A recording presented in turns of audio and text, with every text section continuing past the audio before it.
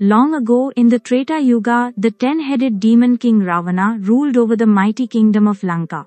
He was not just a warrior, he was a scholar, a great devotee of Lord Shiva, a master of music, Vedas and power.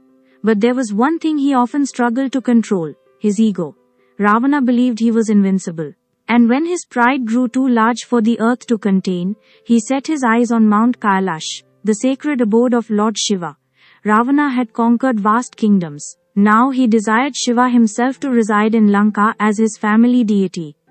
He thought, why should the Lord live in the snowy mountains, away from civilization? I will bring him to my golden palace, where he will be worshipped in grandeur. But Ravana didn't ask. He didn't pray. He didn't wait. He decided to lift Mount Kailash and carry Lord Shiva away. With all his might, Ravana positioned himself under the great mountain. He dug his fingers into the rocks, took a deep breath and lifted. The ground trembled. The sky darkened. Birds scattered. Trees shook. Mount Kailash began to rise. Inside his cave, Lord Shiva sat deep in meditation, unaffected. But Parvati noticed the disturbance and asked, "My lord, what is shaking the earth?" With a calm smile, Shiva replied, "Ravana has forgotten his place." Then with just one toe, Lord Shiva pressed down on the mountain.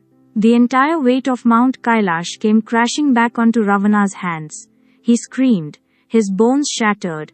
His pride cracked. The mighty king of Lanka was pinned under the mountain. He cried for help. But there was no one who could save him. Days passed. Ravana, broken and in agony, realized his mistake. In that moment of pain, he remembered why he had once been a true devotee of Shiva, not with force, not with ego, but with music. With love, with surrender, he pulled out his veena, a stringed instrument, and began to sing. Each note was filled with pain, repentance, devotion, and what flowed from him was the immortal hymn, the Shiva Tandava Stotram, a powerful praise of Lord Shiva's glory, beauty and destruction. As Ravana's voice echoed through the heavens, something changed. Mount Kailash became still. Lord Shiva opened his eyes. He was pleased. With a gentle gesture, he lifted the mountain and freed Ravana, but not before teaching him a lesson. Power without humility is poison. Shiva, in his grace, blessed Ravana. He said, "You are powerful, yes, but let that power serve devotion, not pride." He even gave Ravana a powerful Shiva Lingam, the Atma Linga, to be worshipped in Lanka. But that's another story. From that day on, Ravana remained a fierce but humble devotee of Lord Shiva. And the world never forgot the day when a king tried to lift a god, and instead found the weight of his own arrogance.